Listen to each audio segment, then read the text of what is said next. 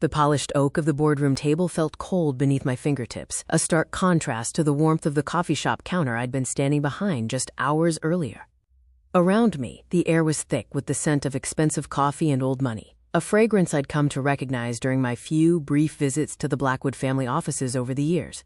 I kept my gaze fixed on the portrait at the far end of the room, a stern-faced man with eyes that held generations of authority. My grandfather, Arthur Blackwood, the man who built this empire from nothing, the man who hadn't spoken to my mother in 20 years. "Before we begin," the family lawyer Mr. Albright said, clearing his throat and looking uncomfortably at the assembled relatives, "I'd like to acknowledge we have viewers joining us from around the world. Where are you all from? Share your city in the comments below. And after you've heard this story, tell us honestly, what would you have done in Alara's situation? We read every comment. Now let's begin." He adjusted his glasses, the light catching the silver in his hair. "The reading of the last will and testament of Arthur James Blackwood shall now commence." I sat in the back corner, wearing my one serviceable black dress, feeling every pair of eyes slide over me with disinterest before returning to the important people, my cousins, aunts, and uncles, who had basked in grandfather's favor their entire lives.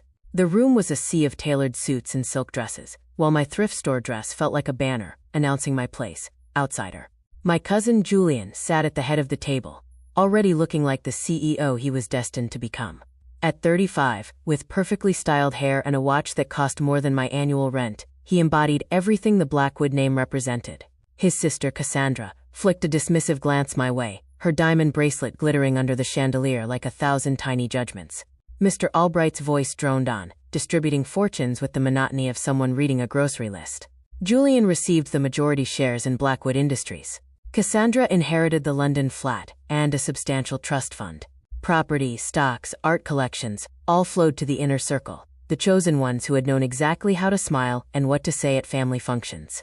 I kept my hands folded in my lap, expecting nothing. My mother had been disinherited when she married my father, a simple literature professor with no pedigree. We had lived a quiet, modest life filled with books and laughter, and after she passed when I was 16, I'd managed on my own, working 2 jobs to put myself through college. I was here only out of obligation, because the lawyer had insisted all living descendants must be present. And to my granddaughter, Alara Blackwood, Mr. Albright read, his voice cutting through my thoughts. A soft, derisive snort came from Julian's direction.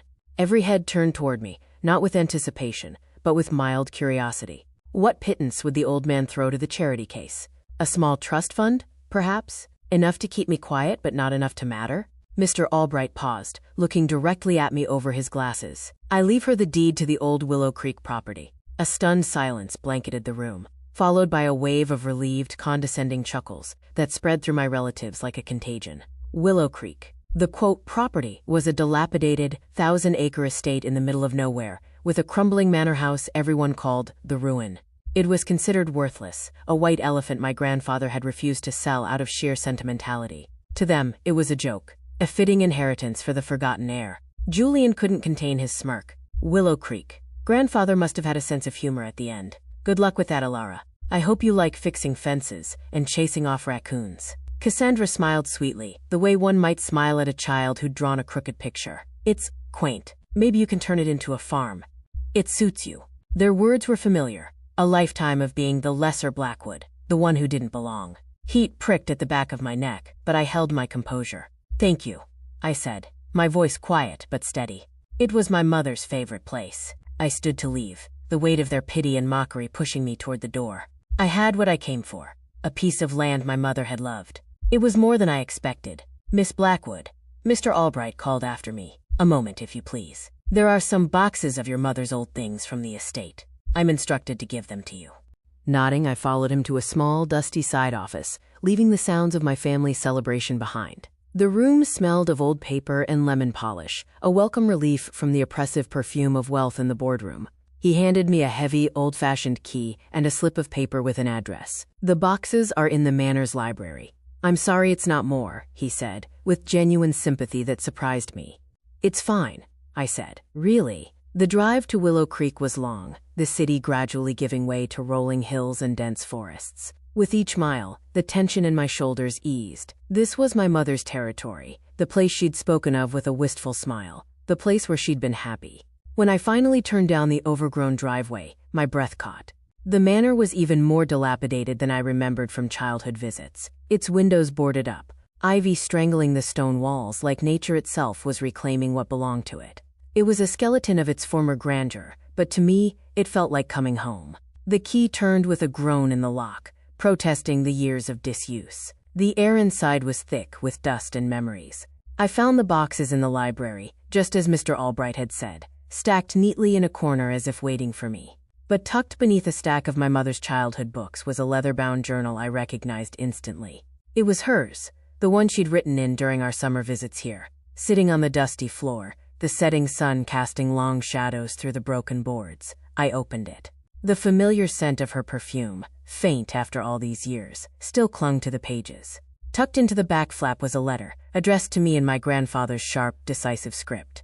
Ilara, if you are reading this, you are the only one who cared enough to come. They all saw a ruin. I hope you can see what I saw. This land is not worthless. It holds the future of our family. The geological surveys are in the safe behind my portrait in the city office. The code is your mother's birthday. They prove a lithium reserve under this land that dwarfs any other in the country. I kept it secret, knowing it would tear the family apart with greed. I am entrusting it to you, the one who inherited your mother's heart, not their hunger. Do not let them take it from you. Yours, grandfather.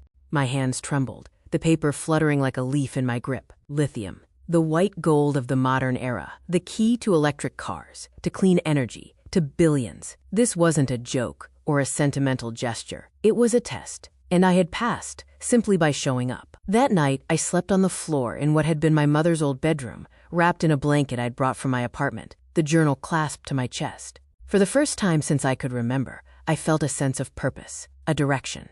Weeks passed in a blur of quiet activity. I used the last of my savings to hire my own geologists, my own lawyers, people who answered to me alone. The surveys were real, more comprehensive than I could have imagined. The potential was staggering, enough to power millions of electric vehicles for decades. I formed a company, Blackwood Legacy, and began the slow, deliberate work of planning, of securing my claim, of learning everything I could about mineral rights and sustainable extraction.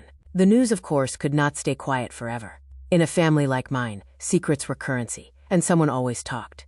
It was a Monday morning when the cavalry arrived. I was on the porch, sipping cheap coffee and watching the mist rise off the creek, when a fleet of black SUVs stormed up the muddy driveway, kicking up gravel like angry hornets. Julian emerged first, his face a thundercloud of fury. Cassandra was right behind him, her phone already pressed to her ear, no doubt calling their legal attack dogs. Ilara! Julian's voice boomed across the overgrown lawn, scattering birds from the trees. What the hell is this? You think you can just sneak around and steal what's rightfully ours? I stood my ground, the worn porch boards firm beneath my feet. I wasn't the girl in the boardroom anymore. I was standing on my land. I'm not stealing anything, Julian. I'm developing my inheritance. Our inheritance. Cassandra snapped, her designer boots sinking into the mud. That land belongs to the family. You tricked grandfather. You manipulated a sick old man. Did I? I asked calmly, though my heart was racing. He knew exactly what he was doing. He left the ruin to me, all of it. Julian took a menacing step forward, his polished loafers now caked in the earth he'd always considered beneath him. You have no idea what you're dealing with. You're a secretary from a two-bit firm. You can't manage a project like this. You'll run it into the ground.